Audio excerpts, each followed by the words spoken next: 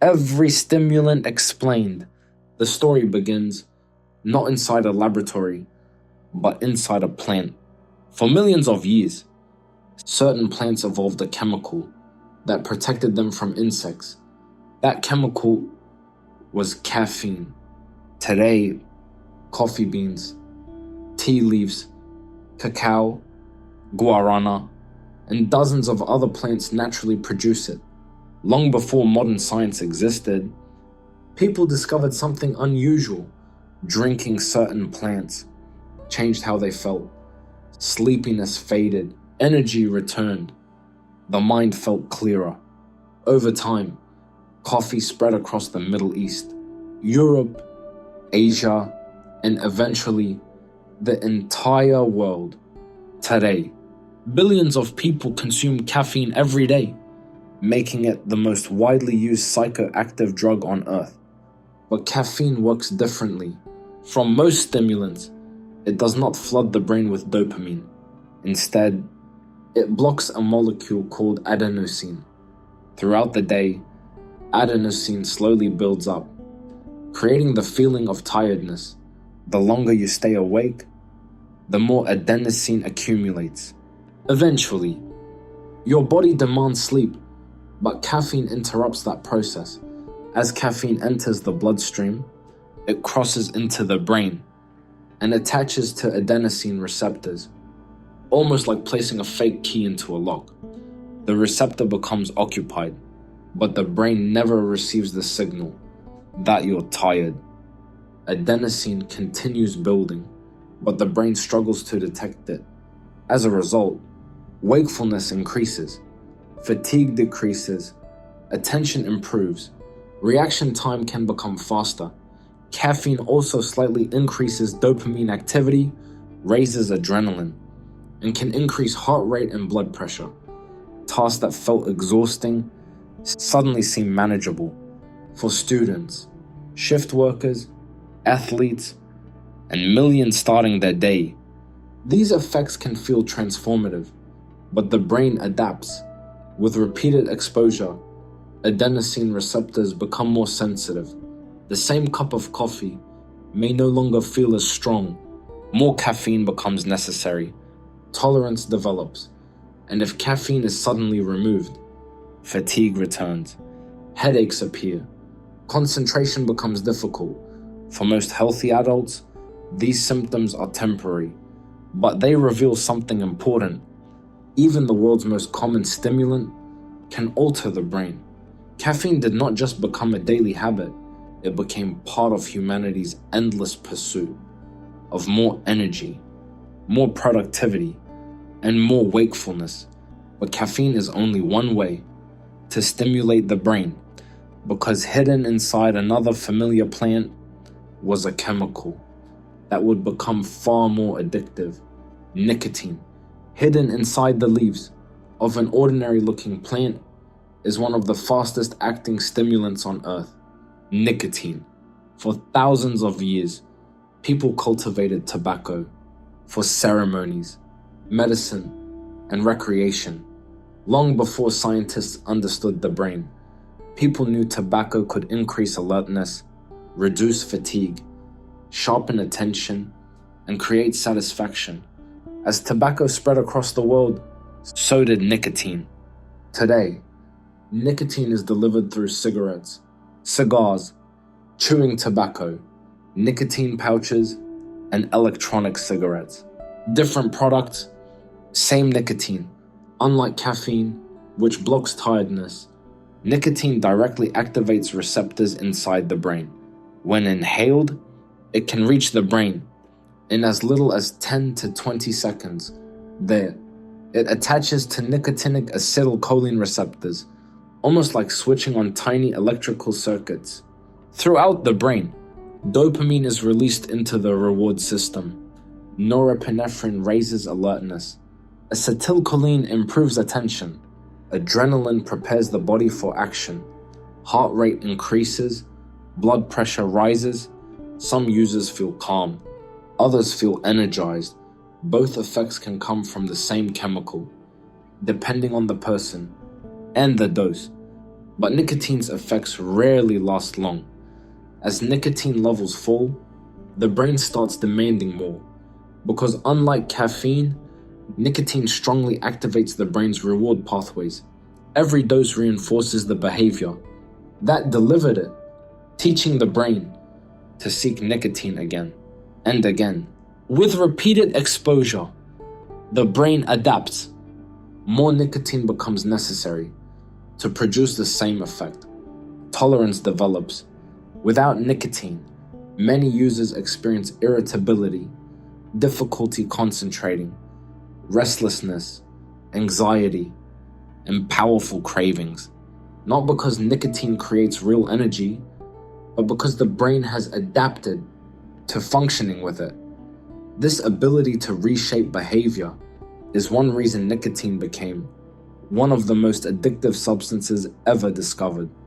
Yet scientists continue studying nicotine itself, separating the chemical from the harms of burning tobacco. Understanding nicotine may improve treatments for addiction, neurological disorders, and cognitive function. Nicotine teaches an important lesson. Increasing brain activity does not always require overwhelming stimulation. Sometimes, one tiny molecule acting on one receptor is enough to change attention, motivation, and behavior. Yet nicotine is still only a fraction as powerful as the stimulant, waiting inside another plant, a plant whose effects would reshape medicine, fuel international crime, and become one of the most infamous stimulants ever discovered: cocaine. The story now moves to the mountains of South America. For thousands of years, people living throughout the Andes chewed the leaves of the coca plant. At high altitudes, where oxygen is scarce, the leaves helped reduce fatigue, suppress hunger, and increase endurance. For centuries, that was their primary use, but everything changed. In the mid-1800s, scientists isolated the plant's most powerful chemical, cocaine, for the first time. Its stimulant effects could be experienced in concentrated form. Doctors used it as one of the first local anesthetics. It appeared in medicines, tonics, and even early soft drinks, but they soon discovered its effects went far beyond pain relief. Cocaine directly disrupts dopamine, one of the brain's most important chemical messengers. Normally, after dopamine is released, special transport proteins recycle it, but cocaine blocks that recycling. Instead, dopamine builds up between neurons. Signals last longer, amplifying the brain's reward system. Cocaine also increases norepinephrine and serotonin, raising alertness, energy, and mood. Within minutes, fatigue disappears, confidence rises, thoughts feel faster, the mind becomes intensely focused, heart rate accelerates, blood pressure rises, pupils enlarge, the body enters a heightened state of activation. But these powerful effects come at a cost. The brain was never designed to experience dopamine at such unusually high levels. As cocaine leaves the body, dopamine activity can drop rapidly. Energy disappears, motivation declines, mood falls.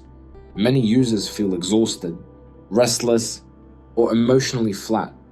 Cravings can appear almost immediately because the brain remembers the extraordinary reward cocaine produced. With repeated use, the reward system adapts. Natural pleasures become less satisfying. Higher doses become necessary. Tolerance develops. Dependence becomes more likely. For some users, the pursuit of that first feeling can begin to dominate their lives. Cocaine became one of the world's most well-known illicit stimulants, not simply because it increases energy, but because it powerfully activates reward.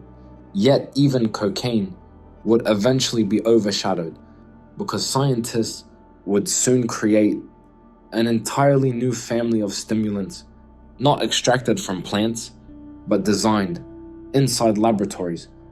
By the early 1900s, scientists had begun creating new stimulants, one molecule at a time.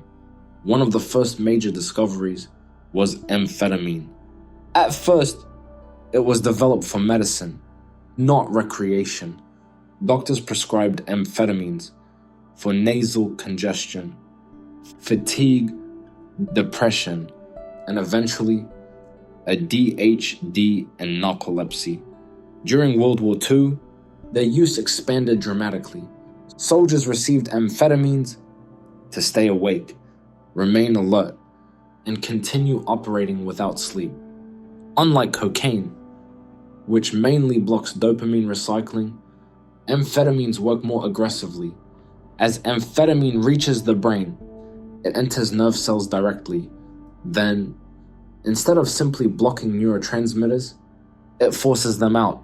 Large amounts of dopamine, norepinephrine, and some serotonin are released between neurons, almost as if the brain's chemical storage has been thrown open.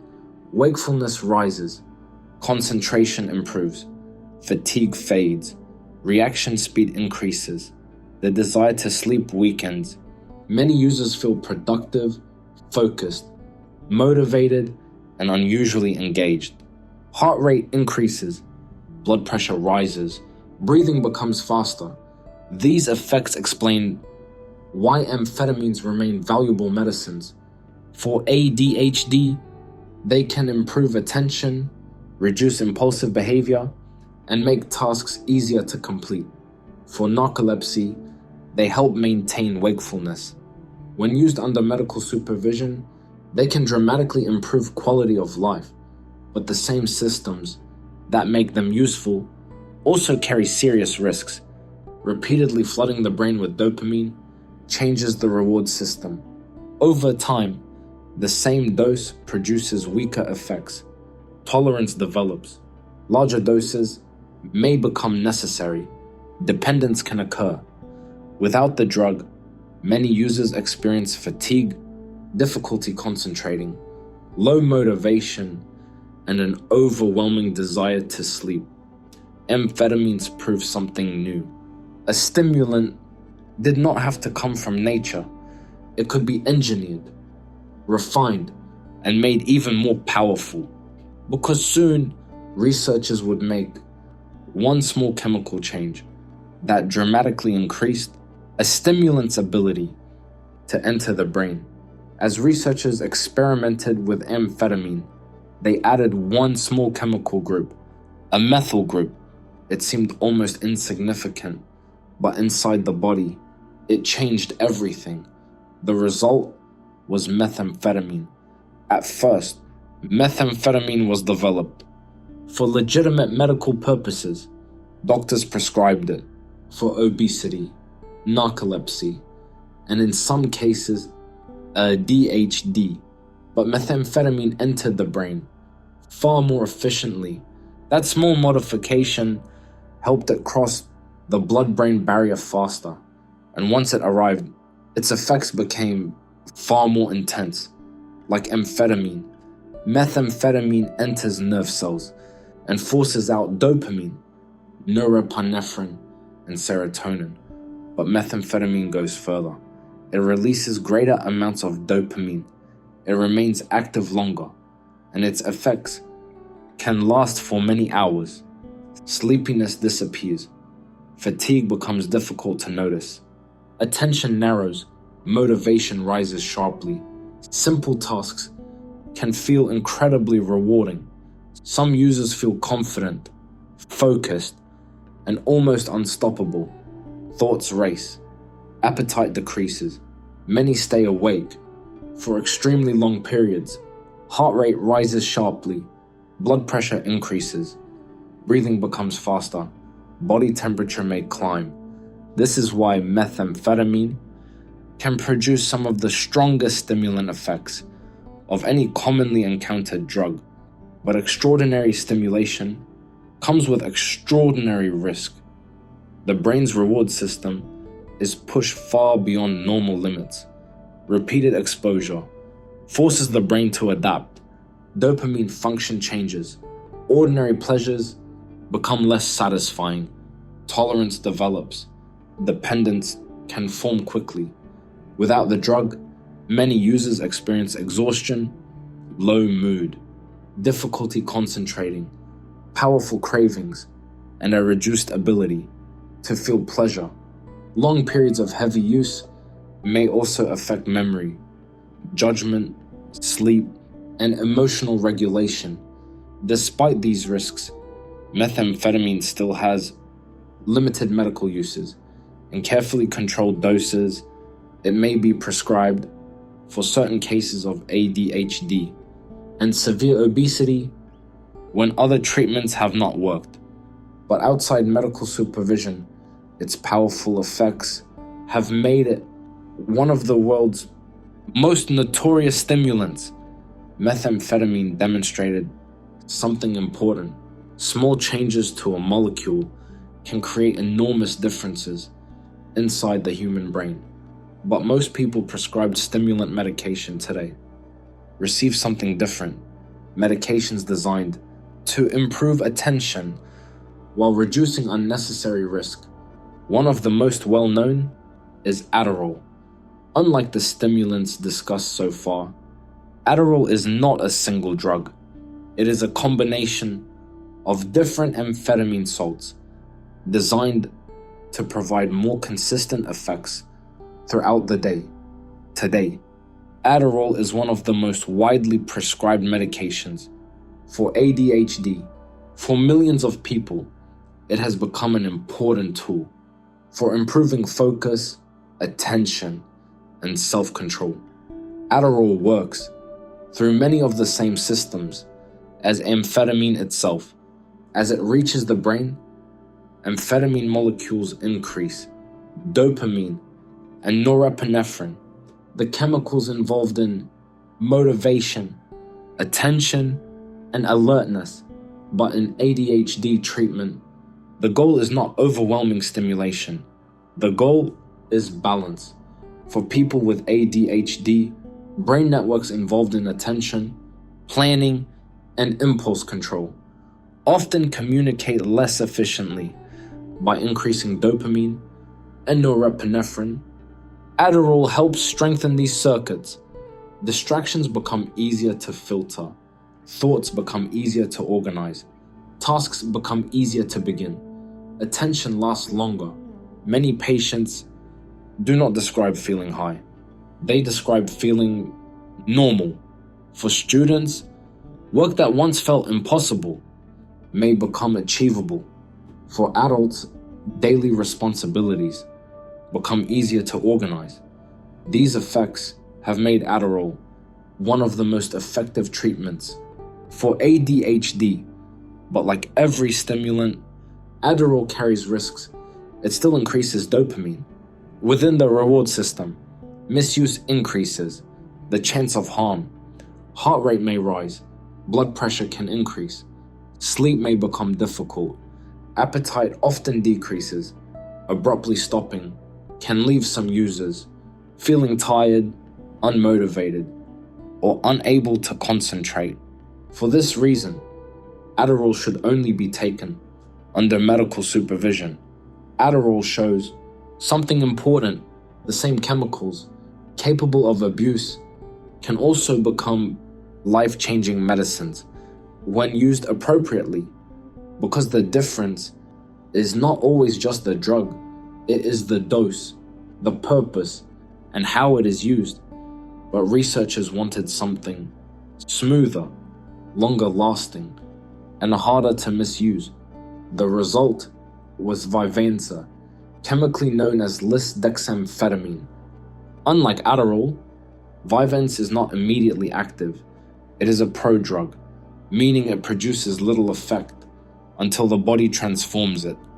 After swallowing it, Vyvanse enters the bloodstream. There, enzymes inside red blood cells slowly convert it into dextroamphetamine. This extra step changes its effects. Because conversion happens gradually, amphetamine levels rise more slowly. Instead of a rapid spike, the effects develop steadily. This can provide smoother symptom control, lasting much of the day, as dextroamphetamine reaches the brain. Dopamine and norepinephrine increase.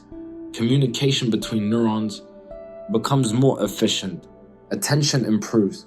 Distractions become easier to ignore. Planning becomes more manageable. Many people find it easier to complete tasks from beginning to end. For individuals with ADHD, thoughts often become more organized. Many describe it not as feeling stimulated, but as finally being able to direct attention where they want it to go. Because Vyvanse enters the brain gradually, many users report fewer dramatic ups and downs. Like every amphetamine, Vyvanse still affects the reward system. Heart rate may increase. Appetite can decrease. Sleep may become difficult. Tolerance can develop. But when taken exactly as prescribed, under medical supervision, Vyvanse has become an effective treatment for ADHD and certain cases of binge eating disorder. Vyvanse demonstrated that stimulant medications do not always need to act faster. Sometimes slowing a drug down can improve safety and consistency, but not every ADHD medication belongs to the amphetamine family. Another treatment works differently, while producing many of the same benefits. That medication is Ritalin. While Adderall and Vyvanse belong to the amphetamine family, Ritalin took a different path. Chemically, it is known as methylphenidate, developed in the 1950s.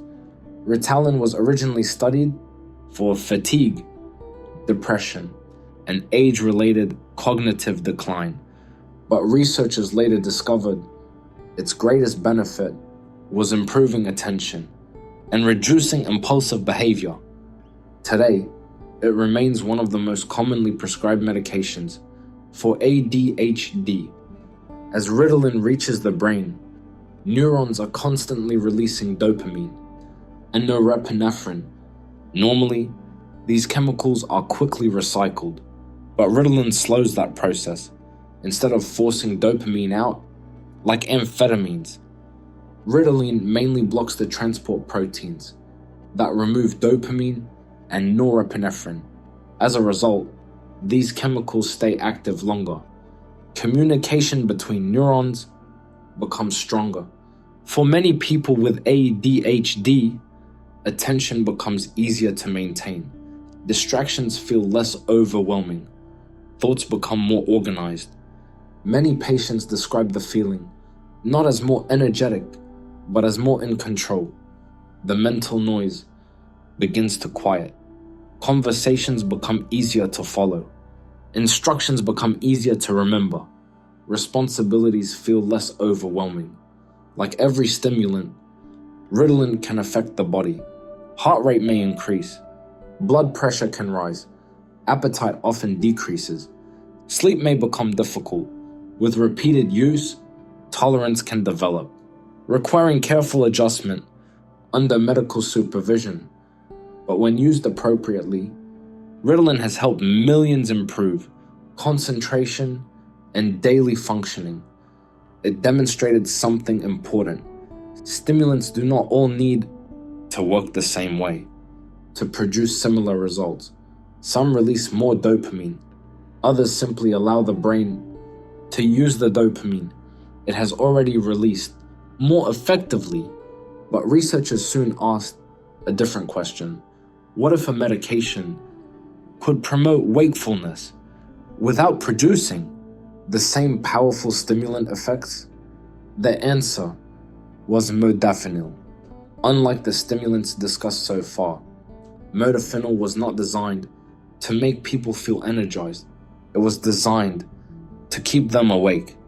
Developed in the late 20th century, researchers searched for a better treatment for excessive daytime sleepiness, especially narcolepsy. The result was Modafinil, a medication that promoted wakefulness without the intense stimulation of traditional stimulants.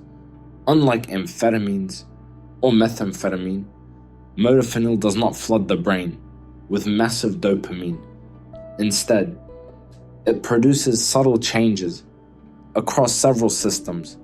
It slightly increases dopamine activity, but it also influences norepinephrine, histamine, orexin, and glutamate together.